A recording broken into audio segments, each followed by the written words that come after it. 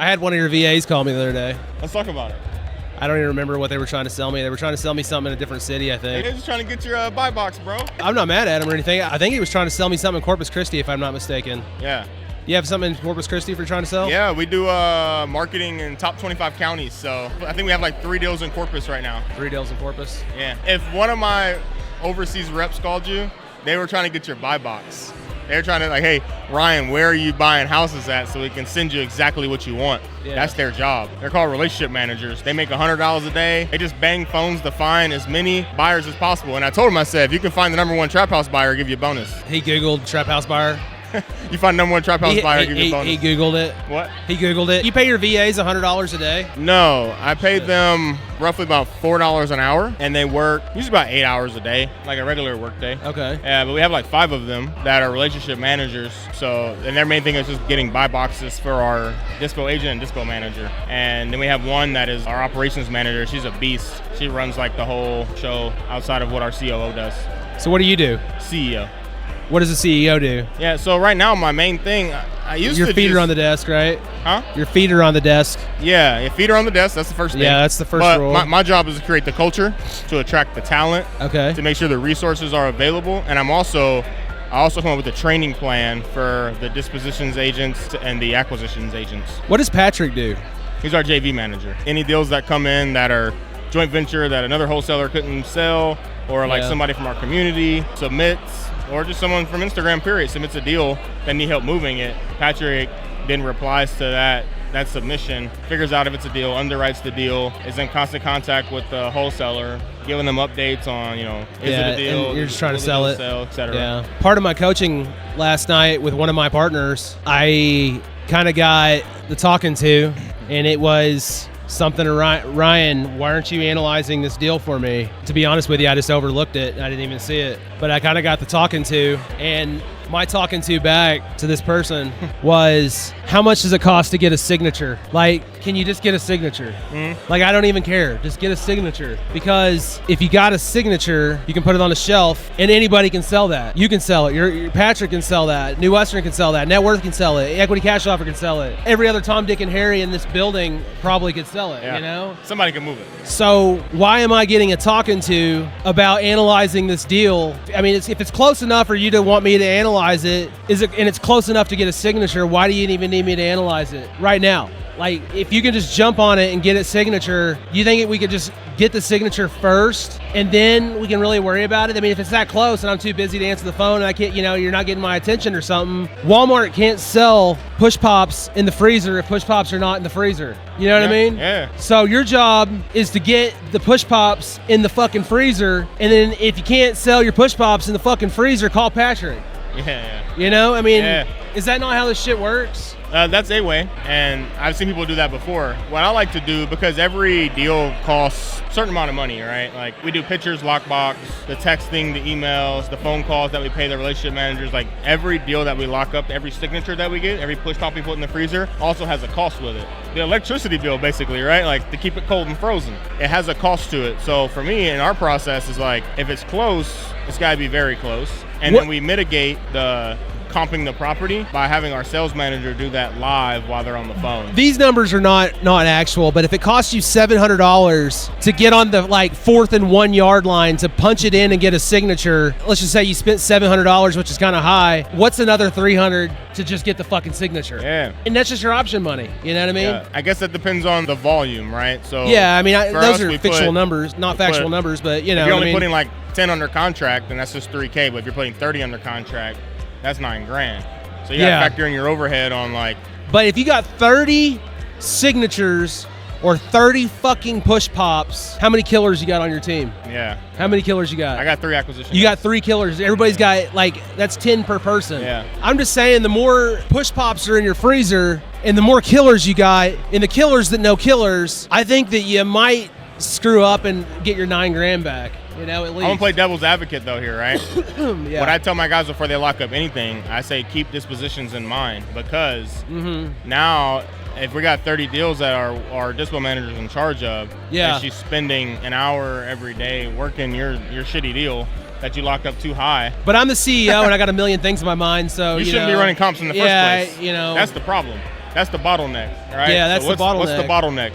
The CEO runs comps. That's what I see. That's the bottleneck. Right, so how do we change that? We put the comping on someone else. That's why we put it on our sales manager, right? I'm the CEO. I'm not running comps. That's how I look at it. I don't want to run comps. I want to attract the best talents and then hire the person that will run the comps. The killers. Get the cape. Exactly. You want the killers. How do I get the Navy SEALs in the building? Yeah, that's right. I don't want to just hire soldiers. I want to hire Navy SEAls. You want the Navy SEAls. You want the killers. That's why as a CEO, I said my job is to attract the best talent. Right. Interview the most people that are the most qualified. That's my job. Yeah. Not just closing the deal now, right? But also having a training plan. So once I do get the best talent in the room, how do I nurture that talent? How do I now turn that Navy SEAL into the best sniper? Yeah. Right, now let's get on the exact skill sets that you need to be good at. Not that you're cut out to be a SEAL. Let's figure out what your weapon of choice is. Yeah, if you're not a SEAL, we can put you know, maybe you're a Marine or something, Yeah, exactly. So you were a Marine, weren't you? I was in the Army for 13 years. You were in the Army. Yeah. Okay. 13 years. Iraq, Afghanistan, Korea, Kuwait. What was your position in the military? My last one was I was a platoon sergeant that's probably the last one I did for a while, and then I was also a marksmanship instructor. A marksman instructor? Marksmanship instructor, yeah. Okay. And I taught people how to shoot. So anywhere from handgun, machine gun. David Olds tell you about the last time me and him shot trap? No, but he hit me up when he came in town to go shoot. I think I might have recommended the place you guys went to. I didn't go. You didn't go? Like me and David Olds shot skeet in my backyard. Oh, that. Okay. He didn't hit a single one. Is he a shooter? No. Yeah, that's why. And I don't know who's listening to this, but I was under the influence, and I hit every single one. Wow, you must be good at it. Is something you practice? No.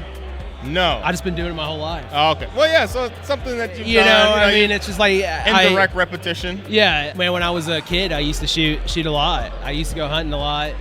This was the first year I didn't go hunting in quite some time. But when I go hunting, I usually just go deer hunting, which is not really shooting flying objects. Right. But David couldn't hit a single one. But you understand the shot process. Yeah. Right? He doesn't understand the shot process. Right? Same way we have a sales process. He doesn't understand the shot process. You gotta lead. Right? I like to breathe in, breathe out, pull my trigger fluidly, and hold. And that is going to give me a straight shot. Me, I'm just like, pull, boom, pull, boom. But you're doing something, right, before you shoot. You're not just I'm also spraying shotgun shells and not, putting a 5.56 at somebody's head, from that's a mile away. 5.56 at somebody's head. Yeah, a mile away or 300 meters away when you got to calculate the wind and. Yep. I'm a terrible shot when it comes to stuff like that, but I'm all right with shotgun, I guess. That's what I did for a year. Was just literally teach people how to do that, calculate the wind, how to shoot that shot process. So I have a friend of mine. He's deceased now. He's been dead since 16, and he was a junior Olympic gold medalist in 10-meter run and target. And I know it was 10-meter, and there was something else that he also was good at too, maybe 20-meter, 15-meter or something. But growing up at his grandparents' house, in their garage, they had this running target machine. And you went over there, you put a target in it, you press the button, it'd give you a delay, make a noise, it's time to go, and it starts going across. And he wore a straight jacket, he wore special shoes that were flat-footed, and his gun was so tight up into him, he could hit that little target that was about that big at 10 meters moving. Anyways, that's impressive. He passed away in 2016, and I've actually got at my house, I have his Olympic gold medalist gun, his pellet gun. Wow.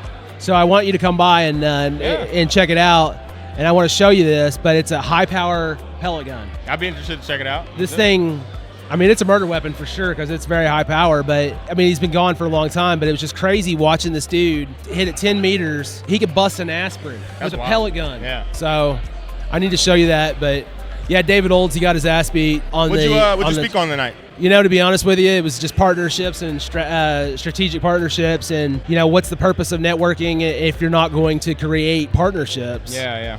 I can see that. I did a terrible job, to be honest with you. Why? I don't know. I didn't like it. Maybe because I really that's kind of what I was kind of told to speak about, and it's not something I really, really wanted to. I had no problem doing it, but it's not a sexy topic, really. Is that where your head's at right now, though? Well, I got 6 partnerships. Yeah, but is that where your head's at right now? You just I got too, right? I got a baby coming, so my head. Baby, that's right. Yeah. My head's on When's my. Your baby do? 13 days. Yeah, that's why. Oh no, Pedro had his baby day before yesterday, and so you're about to have your baby in 2 weeks. Where's your head at right now, Big Papa? Bro, I don't have any kids until 2 weeks from now, and I don't know what I'm doing. No one really knows what the fuck's going on. Like preparing, my wife is really good at preparing. She's like the best prepper. Like one of the things that we argue about, it's kind of funny, is I call ourselves hoarders. We're not really hoarders, but it's like, babe, do we really need 2 of this? Yeah. Do we really need 3 of these? Yeah. You know what I mean? And she's like, well, what if we need it? But my wife is really prepared the best here for a baby. I mean, she's got the kitchen in line. She's got the kid's bedroom in line, and Very good. you know, I'm doing my best to assemble stuff and hang B? stuff and get ready. Yeah. So you got all your ducks in a row. I don't know. I think they're squirrels and they're at a rave. That's really what it is. Instead of ducks in a row, it's squirrels at a rave. Dude, you can't really do much to prepare. So baby soon, dude. I got 2, 2 and a 1-year-old. So I just went through exactly what you're going through here in the last year. That's why I asked you where your head's at. Because for me, like, everybody knows me as a sales guy. You know, like over the phone sales dude, right? And now I just train sales guys. I don't actually make that many calls over the last 90 days. So today I actually yesterday and today I got on the phone a little bit, like made some calls, led from the front. We had like a little rut where we had like 9 contracts one week and then 2 and then 0. Oh, wow. And so I'm like, what's going on? Let me get back on the phone. Today we got 3 because it's lead from the front, right? Show them like, hey, I'm not afraid to call as well. But I've just been training closers, right? And I've been more in the CEO seat than actually in the sales seat. Yeah. Like calling. So like now I'm like, hold on, where are my thoughts at? That's why I asked you, because it's like if your thoughts are not on those partnerships, but it's on this baby, what gets you moving up and motivated? Like you don't want to talk about that. What do you want to actually talk about? You know what I mean? Yeah. I find myself during my presentation, I'm like, all right, people want to learn about sales, but I want to talk about CEO shit. Yeah. Right? Like I want to talk about hiring, attracting talent, bringing in resources. Yeah, I mean, but if you look around the room, there's a lot of people that are just trying to find deals, and they're not really trying to build an organization like you are, you know. So that's, I know, and that's why it's kept my slides the same. This is what you're good at. This is exactly, and this is what people need. This is what the people actually need. Doesn't matter what I want to talk about. What do they need to hear? And so people suck at sales. So I'm gonna teach them how to do good at sales. Yeah. So figure out what people need to hear and share that message. Who cares true. what they want you to talk about? Yeah. What do people need to hear? Because then you'll say it from the heart. And you won't bomb or suck or however you feel like you did today. Yeah. Because now you're just speaking about what you like and what you think people need to hear. Maybe it's a touchy subject for some people. Maybe that's why. Maybe, and I've also been sick too. I'm getting over the itis. Oh yeah, I caught it last month. Got me down hard. That's when I felt like truly like a CEO. I caught COVID. I was out for 1 week straight. I was in my bed for 3 days straight. The next week I had brain fog, right?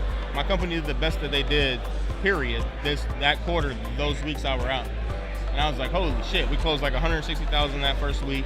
We locked up another like 6 contracts that second week. And I was like, this is awesome. I don't have to do anything besides what I've been doing. Maybe you should get COVID more often. I don't want COVID more often. You know that's why I got kicked out of the Army. Because of COVID? I denied the COVID vaccine, and they kicked me out of the Army. Then they sent me a fucking letter saying you can come back, and I was like, dude, no way. They kicked me out for something that's not even like regulated anymore. Like it's not even something that's mandatory. That's the word. Are there people suing the government for that? I don't know, but some people came back. I know it. That's crazy. Yeah, I was like, ain't no way I'm coming back. I used to make $50,000 a year, $40,000 to $50,000 a year in the Army. Today we actually closed on a property in Benbrook for $37,000, and I'm like, ain't no way you can get me back in that uniform. Yeah, the money's too good. I'd rather wear neon Supreme hats every day. Yeah, exactly. Well, I think I'm going to get me a drink. Yeah, let's do it. I need to get out of this chair. Good luck tonight. Good chat. Thank you.